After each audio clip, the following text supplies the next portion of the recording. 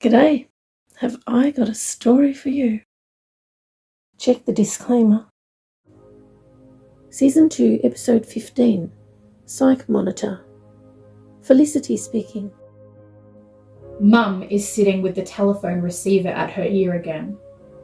And there goes the radio. Our father just turned it up. Again. Abigail and I put our Psych Guild uniforms on. We know where we're going. It is our turn to check the cages. The boy will probably be glad to see that it's us. Yes, here's the limo. The guild guard comes to the front door to wait for us. He doesn't have to wait long. We all walk to the car, and as soon as the door shuts, he grins at us. We talk to him non-stop, and he does the same. So many things to remember, so many extra things. Extra people getting added to our rescue plans each time we see him. We've arrived already. There never seems to be enough time. If only he could hear our thoughts, but he can't. Hopefully, he'll be the one taking us back home and we can finish talking then. When we are ushered inside, we are taken straight to where all the cages are. So many of them. All about 1 meter high, 1 meter wide, just too small. Down to the 5th level first. I am given the Psych Monitor and hang it around my neck as is required. I walk down the long underground corridor of cages and back, but as usual, nothing. No rogue thoughts, as the cage attendants describe them. 4th level. None. 3rd. None. If no new people have come, why are we doing this? It seems like a waste of time. 2nd level, none. Now to the 1st level. I see him in the distance. Hello, I say in my thoughts. So you've decided on Jeremy. Nice to meet you, Jeremy. Hi, Felicity, he says. Only 5 days to go now. Pretty exciting, I say. Don't forget, quiet thoughts as I walk past or the monitor will go off. I have noticed that if I speak to the minds of those able to hear me, they quieten their minds much easier than if I do nothing. It's like they suddenly know that someone is wanting to help them and can therefore do it much easier themselves. I don't really know why or how. I just know that it works. I find it amazing that this boy's mind is so easy to find and interact with. He hears me and I hear him every time. But not only that, the pictures that go along with our mind talk. He sees them easily and I see his. If the Psych Guild had found him, what level would he be? What level would his father be? Maybe they'd have to make new levels, higher than 10. I turn to look at my sister. Abigail is standing with the guild guard at the side, as usual. It will be her turn to do this tomorrow. Abigail continues. I watch as my sister Felicity walks with the Psych Monitor hanging around her neck, along with one of the cage attendants. Felicity is so brave. Being older than me, she is always the first one who tackles anything new that they order us to do. She does so confidently and shows no fear. I aspire to be just like her one day. It will be my turn to do the walkthrough with the cage attendants tomorrow. I know my sister helps me when I do this, but I'm not really sure how. I'm just glad that she does. We have been closely watched since the mind purge incident, as they call it, when they somehow lost those 4 girls with the dark eyes. That was when we all had our minds unlocked, freed from all those mind restraints. We have all been able to keep this our little secret so far. I think that maybe some guild masters suspect that something has happened, but they're not sure what it could be. We don't have long now and we won't have to be so careful. Only 5 days to go and we will all be free. Felicity is walking past the boy in the cage now. The Psych Monitor is silent. Yes, she's passed to the next group of cages. It makes me wonder if the monitor is faulty. How could they both calm their thoughts that much? I'm not sure, but in 5 days, I'll be able to find out. I'll be able to ask all my questions about anything, everything.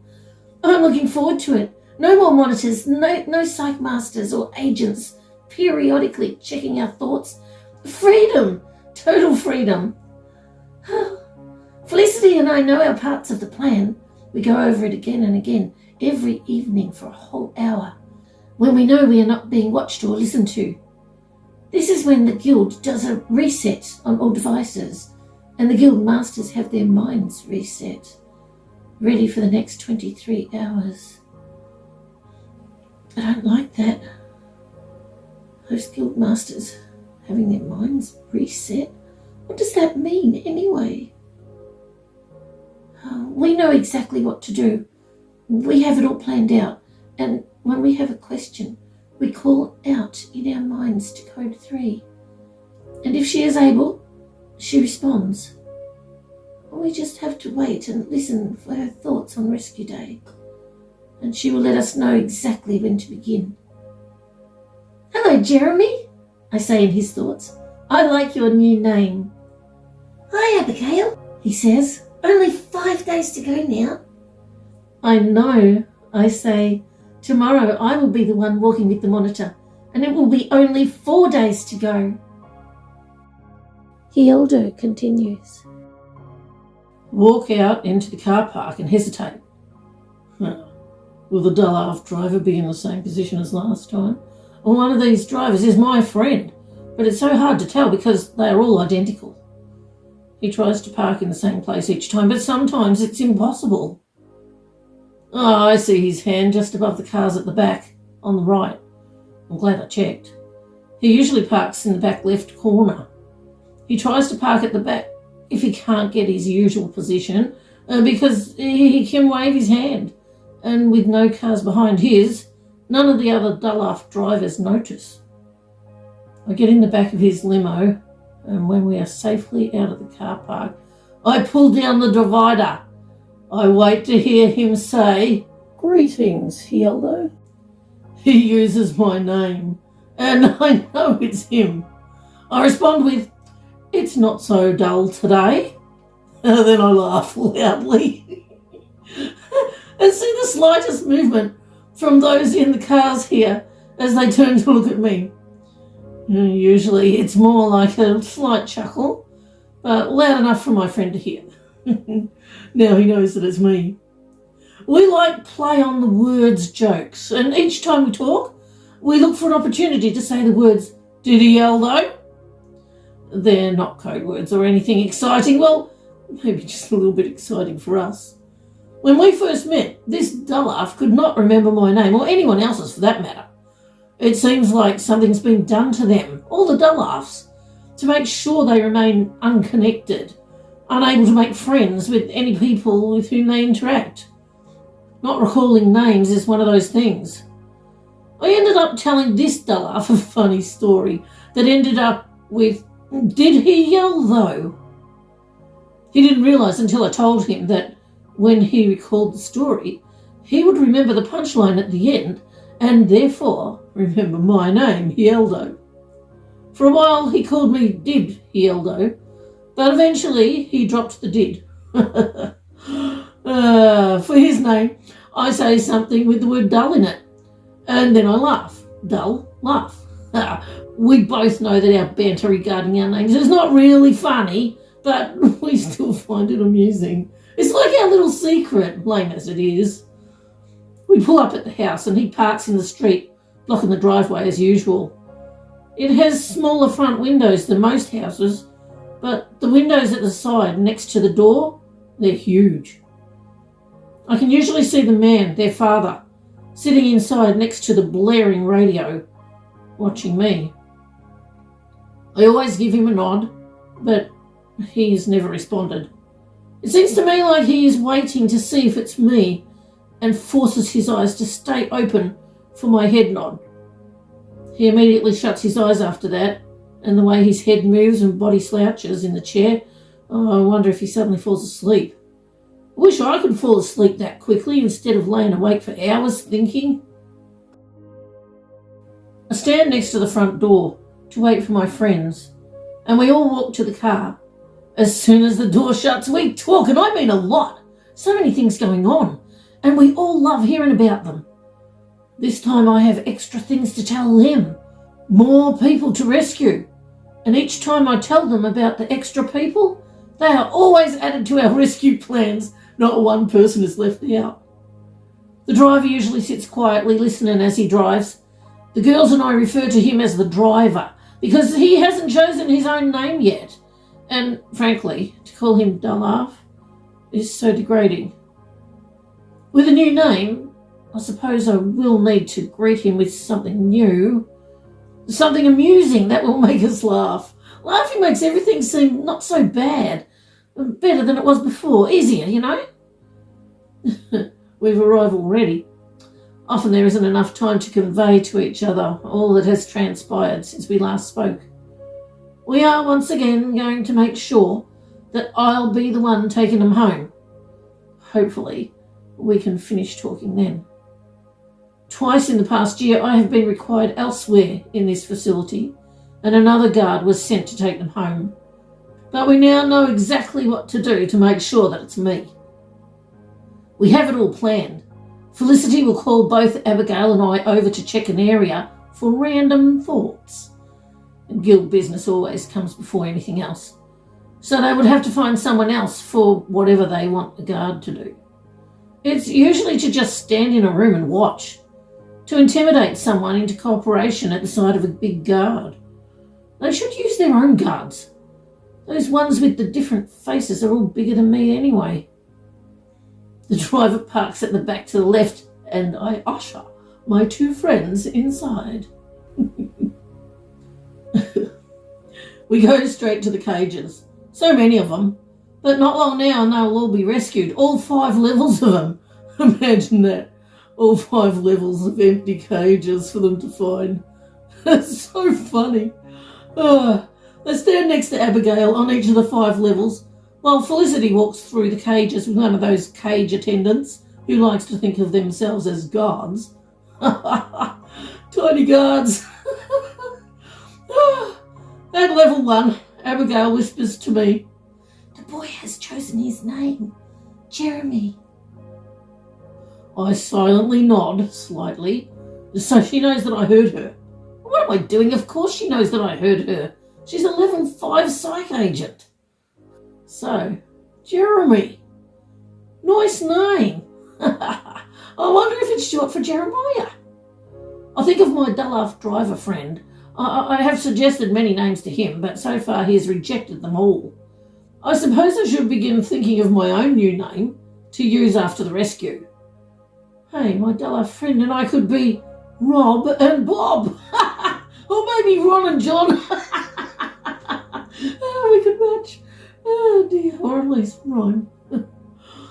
Actually, I don't even know if we'll see each other again after we are rescued. I've heard that families are reunited and they take into account those who would like to remain together. How would that work? Would the driver come with me? Will I be reunited with any of my family? I don't even know if I have any family. Apparently I was taken by the guild when I turned 2 years old. That's when they check the baby's heights, and those tall enough are recruited into the guild guard program. Was I taken from my family? I don't remember. Many of these psych agents remember when they were 2. And some of them remember when they were even younger than that. Wow, it's amazing. My driver friend, he has no family. None of the Dalafs do. Would my family welcome him if I have one? We could be brothers. Maybe we could go into business together. He knows how to drive a limo. Maybe we could... Abigail bumps me with her elbow. She's got a pointy elbow. And I see Felicity approaching. I shouldn't be thinking of any rescue plans near the psych monitor. It picks up on any thoughts of escape or rescues when it is near. Weird contraption. Immediately, I think of my job, my duties and other boring thoughts. that I've just become accustomed to thinking whenever those monitors are close by. Dolaf, the driver, continues. I watched them from the driver's seat walk across the car park to the elevator, and now they're gone. I hope no one comes to this car and I can drive them back when they're finished. All these rescue plans are exciting. I'm looking forward to rescue day, especially my part, when the people come out of that elevator and pile into my car. Well, it's not really my car, but it is the car that I always drive. I like this one. I'm used to it.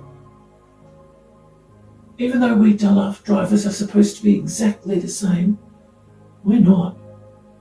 We each have our own favourite cars, and some of us have friends like I have. Oh, what was her name? I recall the story about the plants. Heather, that's it. Heather, nice lady. An elf maid, Hieldo, and 2 Dolaf medics are also my friends. I'm surprised at how easily I can remember their names now, all thanks to Hieldo. Elif has chosen her new name, but she doesn't want anyone to know what it is until after she is rescued. The 2 Dolaf medics, one goes by the name Doctor. His name was given to him by one of the copies he befriended, and he named her Nurse. Unusual names, but it helps them both feel like they have value, that they are not just tools to be used. The other medic is waiting until he is rescued to choose a new name, like me. I don't know if Heather or Hieldo will change their names. I hope that when we are rescued I will be with 1 or 2 of my friends. That would be nice. Doctor and Nurse will not be rescued. They have chosen to stay. Oddly enough, neither of them will be replaced.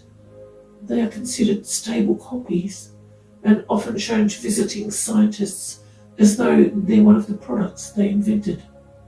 They are relatively safe, well, as safe as anyone can be around here. They have 2 other friends here named Ducks on the Lake, Drake and Salvatore. Every Dolaf knows Salvatore's name. It's one of the few names they program into us as the one person who must be obeyed at all costs. I met Drake once. He seems like a kind person. I suppose I'll never meet Salvatore. She is the facility's head's secretary and has her own appointed car and driver. Elif wants to adopt children and have a family.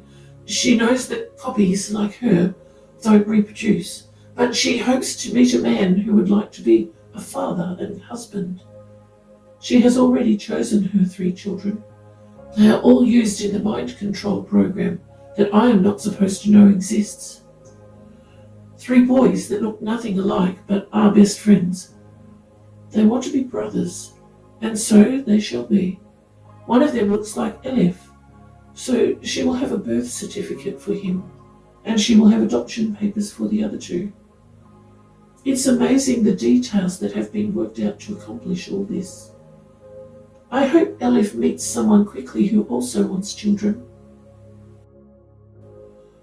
Many big houses are ready for many families to live in, until they get used to surface life, as they call it. When they know where they want to go and what they want to do, then arrangements will be made to help them. To help us, all of us. I don't know what I want to do. Should I be a husband, a father? I suppose it would be interesting if an Elif and a Dolaf ended up together. I think I should concentrate on being a real person first. Dolafs are not considered people by those who made us, so it will be nice to be able to work out where I fit in this society of people. Even though copy women, like the Elifs, are unable to reproduce, they can carry and give birth to a child transferred to their wombs. What about copy men? Could I father my own children one day? No one seems to know. It would be interesting to find out. Hieldo likes the way I drive and has mentioned that maybe we could have a limo or taxi service together. I'm not sure. Heather wants to own or at least work in a flower shop. She has mentioned that she would like a delivery driver. Did she mean me? Should I do that? I'm not sure. I don't know what is going to happen. I don't know where I will end up or who I will be with. But I know that it will be better than being here. Here, all I am required to do is follow orders. Will I be able to make decisions for myself? I'm not sure. I hope so. I'll have a better life, my own life. I will get to choose. I will have a choice in where I eventually go and what I will eventually do, who I will eventually be, like a real person. I will be able to be the person that I really am. Am I really a person? Whether I am a person or not, I will be given the opportunity to be one, I suppose. And I am going to make sure that I don't behave in any way like those people who made me. I will be kind to everyone, even those who are not kind to me. I plan to be a kind, real person. Real. I plan to be good. Good, no matter what I am. I wake up as the car suddenly rocks. I look in the rear vision mirror. It's Hieldo, Felicity and Abigail. I say, "Greetings, Hieldo." He responds with, "It's not a very dull day today." I laugh with him. Together we say, "Hieldo." Both girls said it with us. Maybe they like our sense of humour. One thing I am sure of. I really like being with Hieldo and Felicity and Abigail. I'm so glad I can remember their names now. If I had a choice when we were rescued, I think I would like to be with them. Thank you so much for joining us with a cuppa. We appreciate your company.